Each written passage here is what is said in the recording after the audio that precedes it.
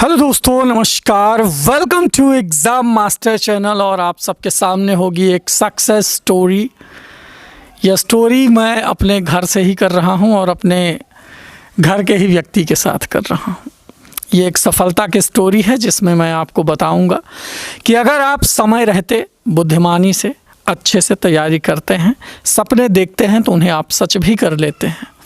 और बेरोज़गारी के दौर से उठकर एक सरकारी नौकरी तक पहुंचना, यहाँ तक के सफ़र का एक विशेष अनुभव, तैयारी और मोटिवेशन से लबरेज ये वीडियो आप सबके सामने होगा, जिसमें मैं बताऊंगा आपको अपने ही बड़े भाई गौरव पांडे के बारे में, जिन्होंने राजकीय डिग्री कॉलेज प्रवक्ता लोक सेवा आयोग से आयोजित होने वाली परीक्षा को पास करके आज वर्तमान में चित्रकूट में असिस्टेंट प्रोफेसर आप कह सकते हैं, या फिर राजकीय डिग्री कॉलेज प्रवक्ता एज इट इज़, तो उस पद पर कार्यरत हैं। तो चलिए जानते हैं सबसे पहले कि इस परीक्षा के बारे में। ये परीक्षा कैसी होती है, इस परीक्षा का पैटर्न क्या है, कितने क्वेश्चन आते हैं, माइनस मार्किंग, इंटरव्यू और सिलेक्शन प्रोसेस के बारे में।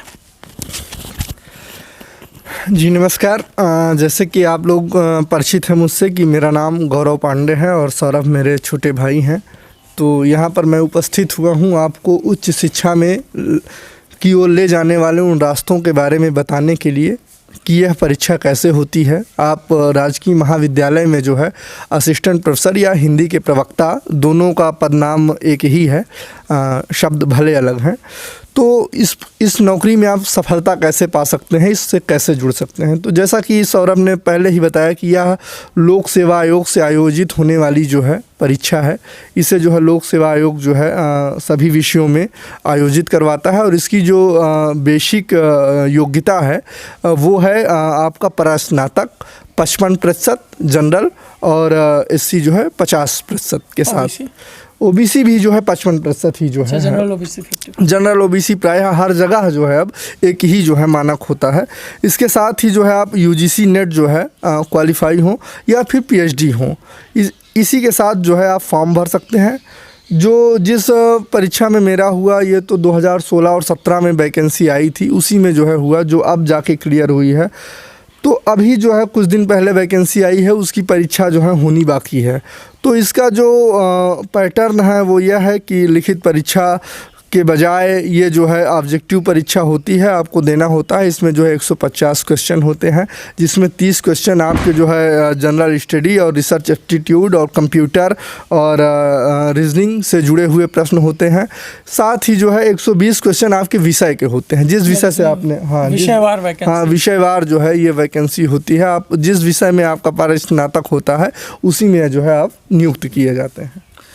ठीक है, तो जैसा कि आपने देखा कि एलटी ग्रेड का भी कुछ सेम पैटर्न है लोक सेवा आयोग का, कि आप जैसे एलटी ग्रेड के थ्रू जीआईसी में जाते हैं, उसी प्रकार इसके थ्रू जो है लोक सेवा आयोग आपको जीडीसी यानी गवर्नमेंट डिग्री कॉलेज, जिसे आप हिंदी में राजकीय डिग्री कॉलेज या महाविद्यालय कह सकते हैं, इसमें स्नातक या स्नातकोत्तर तक के छात्र रहते हैं।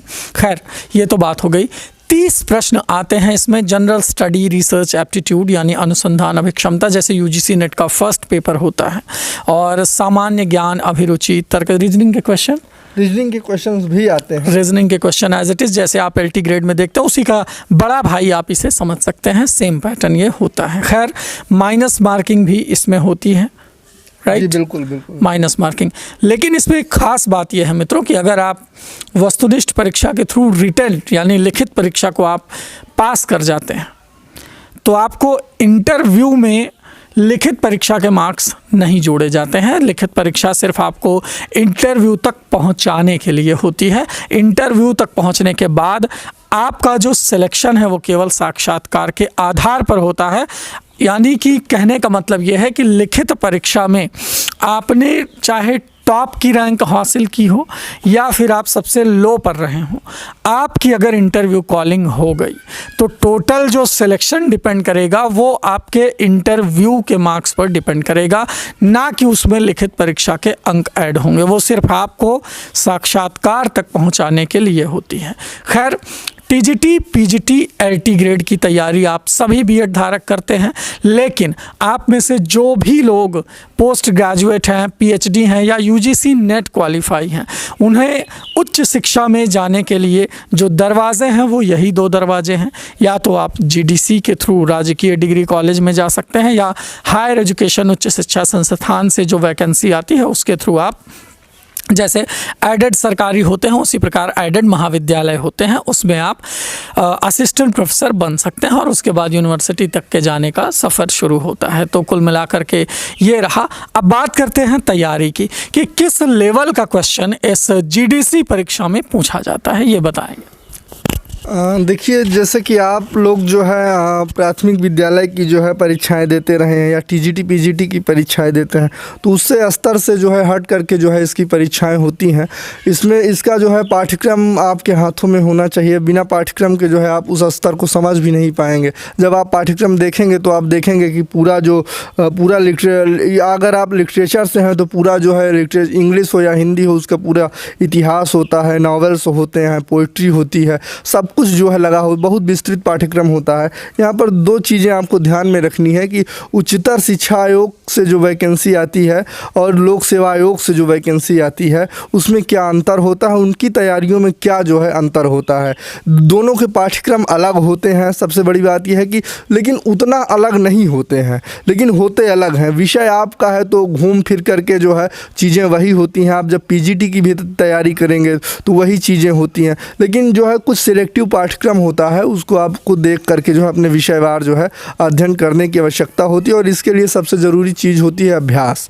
अगर आप उच्चतर शिक्षा की वैकेंसी देखने जा रहे हैं तो भी आपको जो है आपके विषय से जुड़े जो है प्राथमिक लेवल से लेकर के हायर एजुकेशन तक के जितने भी मॉडल पेपर्स होते हैं, जितनी भी परीक्षाएं होती हैं, यहाँ तक कि उत्तर प्रदेश को छोड़ करके बाहर के भी, चाहे हरियाणा की हो, राजस्थान की हो, उत्तराखंड की हो, छत्तीसगढ़ की हो, झारखंड की हो, जहाँ भी आपके विषय से जुड़े हुए प्रश्न हैं, वो चाहे प्राथमिक विद्यालय से हों, जूनियर के हों या जो है इंटर कॉलेज के हों, सबका जो है आपको अध्ययन करना आवश्यक होता है। क्योंकि जो है कहीं से भी जो है कोई एक बंधा बधाया पाठ्यक्रम जो है, पाठ्यक्रम हमारे सामने होता है, लेकिन जो पेपर बना रहा होता है उसके सामने तो पूरा जो है विस्तृत आकाश होता है। वो कहीं से भी जो है एडेड में हुआ था, वो कहीं से भी जो है प्रश्न पूछ लेता है। क्योंकि आप लोग तो जानते ही हैं कि एक ही विचार को जो है 4 विचारकों ने 4 तरीके से जो है प्रेजेंट किया है, प्रस्तुत किया है। किसी में एकरूपता है नहीं। आप इनकी पुस्तक अध्ययन कर रहे हैं, पूछ लेगा दूसरे की पुस्तक से, आप कहेंगे कि हमने तो पढ़ा ही नहीं, हम तो जानते ही नहीं। इसलिए जो है सबसे ज़रूरी चीज़ होती है वस्तुनिष्ठ परीक्षा में अभ्यास। अभ्यास के बगैर जो है आप बहुत सफल नहीं हो सकते हैं, क्योंकि ये एक ऐसी परीक्षा होती है जिसमें नेगेटिव मार्किंग होती है। और नेगेटिव मार्किंग में जो 1/3 नेगेटिव मार्किंग होती है, अगर आपके जो है एक क्वेश्चंस आपका गलत हुआ तो जो है आपके जो है 3 क्वेश्चंस में जो है एक क्वेश्चन जो है आपका चला जाता है। तो ये थोड़ा बहुत कठिन होता है। हाँ, 33% जो है होता है। इसमें एक दिक्कत ये होती है कि अगर आपका अभ्यास बहुत कमज़ोर है, प्रश्नों का अभ्यास होना जो है बहुत ज़रूरी होती है। जब हम लोग बहुत प्रैक्टिस करवाते हैं।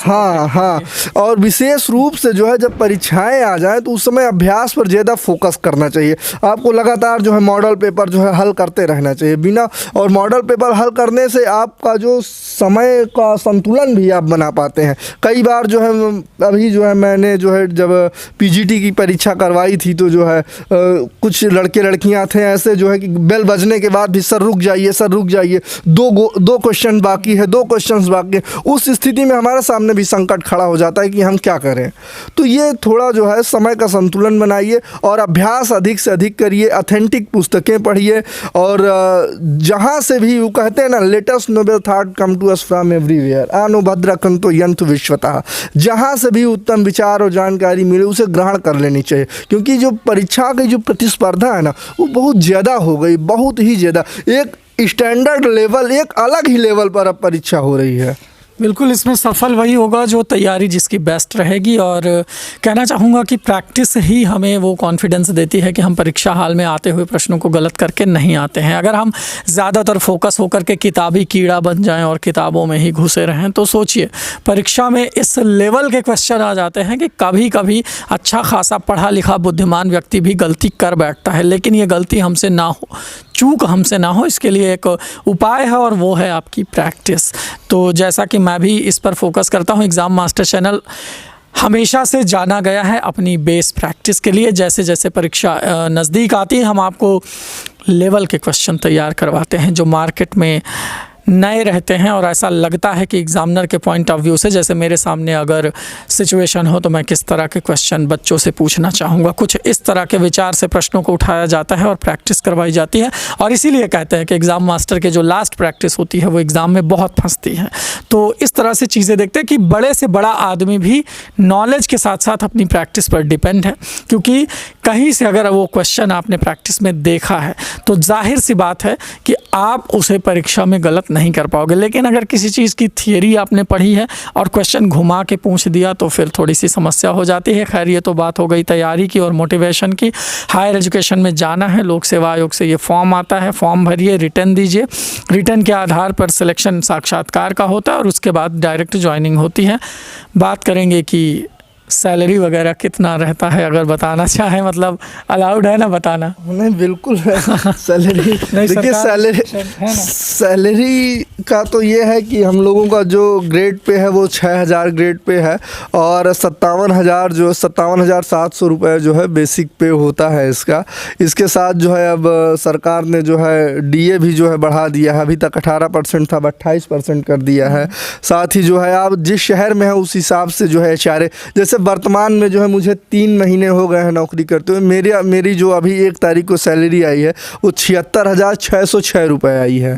तो अब इसमें एचआरए में मान लीजिए 3,035 रुपये एचआरए का। अगर आप दिल्ली जैसे शहर में नौकरी करेंगे तो हो सकता है ये एचआरए और बढ़ जाता है, 6,000 के 7,000 के आसपास हो जाता है। वो शहर के हिसाब से होता है। लेकिन ये है कि पैसा भी एक अच्छा है इस नौकरी में, आप संतोष, और ये बढ़ते ही जाना है। हर साल जो है आपका इंक्रीमेंट होना है। सरकार ने तो एक चीज़ और अब बढ़िया कर दिया है, महाविद्यालयों और विश्वविद्यालयों के बीच जो अंतर है वो भी ख़त्म हो गया है। क्योंकि जो प्रोफेसर पदनाम है वो महाविद्यालयों में भी जो है दे दिया गया है। अब आप जो है प्रमोट होकर के प्रोफेसर, क्योंकि पहले जो है आप असिस्टेंट प्रोफेसर और एसोसिएट प्रोफेसर ही हो पाते थे, अब जो है एसोसिएट से प्रमोट होकर के प्रोफेसर भी हो पाएंगे। अर्थात जो फैसिलिटी विश्वविद्यालय के प्रोफेसरों को मिलती थी अब वो महाविद्यालय के प्रोफेसरों। तो इसमें एक करियर का जो है बहुत अच्छा अवसर है, बहुत अच्छी जो है अर्निंग भी है और सबसे बड़ी बात सम्मान है। वैसे शिक्षक की नौकरी तो वैसे भी सम्मान की ही होती है। अच्छा, मैं एक चीज़ प्रायः जो है कहता हूँ, यहाँ भी कहना चाहूँगा कि जो है मेरे गुरु अक्सर जो है कहते थे कि जो है, और विशेष रूप से मैं हिंदी से हूँ, लिटरेचर से हूँ, तो इसलिए जो है मैं ये बताना चाहूँगा कि जो है मेरे गुरु कहते थे कि और अनुशासनों की जो पढ़ाई है वो नौकरी पाने के लिए या व्यवसाय के लिए और किसी के लिए होती है, लेकिन जो हिंदी और लिटरेचर की जो पढ़ाई होती है दरअसल वो मनुष्य बनने और बनाने की होती है। तो वास्तव में जो शिक्षक का धर्म होता है, कर्म होता है, वह एक तरह से जो है एक अच्छा नागरिक बनाना, एक अच्छा मनुष्य बनाना, संवेदनशील मनुष्य बनाना, जो समाज में अपनी महत्वपूर्ण भूमिका जो है अदा करे, जो नींव जो है तैयार करे। क्योंकि मुझे लगता है कि यहाँ पर मुझे सुनने वाले अधिकतर प्राथमिक विद्यालय और टीजीटी पीजीटी वाले ही लोग होंगे, वही जो है जड़ तैयार करते हैं, वही जो है नींव रखते हैं, जिन्हें हम लोग जो है महाविद्यालयों में और विश्वविद्यालयों में आगे चलकर तराशते हैं। अगर नींव ही जो है कमज़ोर होगी तो हम लोग जो है किनको पढ़ाएंगे। मैंने तो ये प्रायः देखा है कि बच्चे जो है बहुत कमज़ोर होते हैं। लेकिन यह है कि आप एक चीज़ थोड़ा ध्यान रखिए, जब अभ्यास करते समय आप कितना पढ़ते हैं यह तो महत्वपूर्ण है ही, परीक्षा हाल में जो है गलती ना होने पाए, क्योंकि एक गलती जो है आपको बहुत पीछे धकेल देती है और उस गलती के लिए आप अगली आने वाली वैकेंसी तक जो है रोते रहते हैं। और कब आएगी अगली वैकेंसी ये बहुत सब कुछ अनिर्णित और अनिश्चय है। हमारा समय ही दरअसल बहुत अनिर्णितताओं का है, अनिश्चितताओं का है ना। तो ये मैं कहूँगा कि बहुत अच्छा करियर है। बहुत बढ़िया भाई, मैं भी कहना चाहूँगा कि आपके सामने जो 2022 कह लीजिए आ रहा है और ये जो प्राथमिक शिक्षक भर्ती आ रही है, इसमें आप सबके लिए गोल्डन चांस है। तन मन और धन सब कुछ लगा दीजिए, जितना भी कर सकते हैं डू योर बेस्ट, है ना। जब आप अपना बेस्ट देंगे तो रिज़ल्ट भी जाहिर सी बात है कि आपके मन का आएगा, इसी मैच्योरिटी के साथ। और बहुत सारी चीज़ें, खैर नौकरी ज्वाइन करने के बाद अब कैसा लग रहा है, मतलब ज्वाइनिंग के बाद कैसा लग रहा है? तैयारी करने के पहले तो सब कुछ बेरोज़गार सा रहता है, उजड़ा उजड़ा रहता है। नौकरी पाने के बाद की फीलिंग क्या है? नौकरी पाने के बाद थोड़ा आदमी निश्चिंत तो होता है, लेकिन एक बात ये होती है कि आप दोस्तों के बीच रिस्पेक्ट आप वो सब हो जाता है। लेकिन जैसे मैं अपने पर्सपेक्टिव में बात करूं तो मैं जैसे जब महाविद्यालय के बजाय मैं विश्वविद्यालय में नौकरी चाहता था और मुझे नौकरी मिल गई है महाविद्यालय। यद्यपि कि कॉलेज जो है घर के से ज़्यादा दूर नहीं है, क्योंकि मेरी रैंक बहुत अच्छी थी।